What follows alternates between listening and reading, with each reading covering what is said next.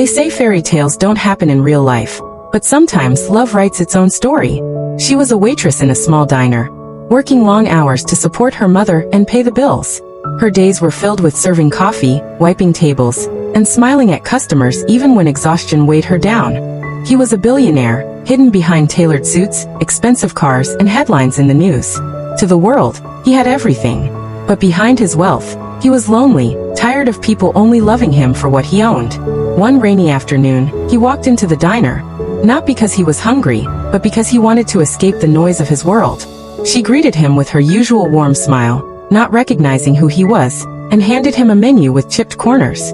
To her, he was just another customer. To him, she was different. She laughed easily, listened when he spoke, and treated him like a person, not a wallet. He came back the next day, and the next. Soon, the billionaire found himself craving not the food, but the moments with the waitress who made him feel seen. One evening, after closing hours, he stayed behind just to help her stack chairs.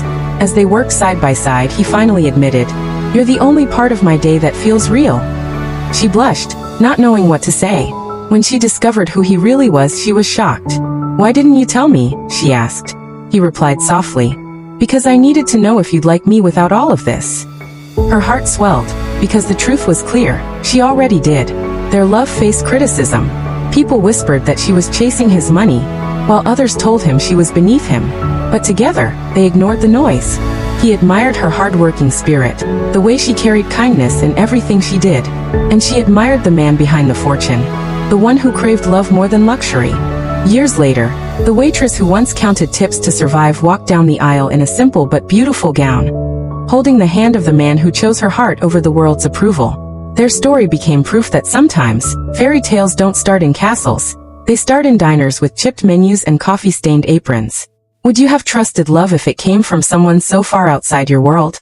This is True Hearts Unfold. Subscribe for more true love stories.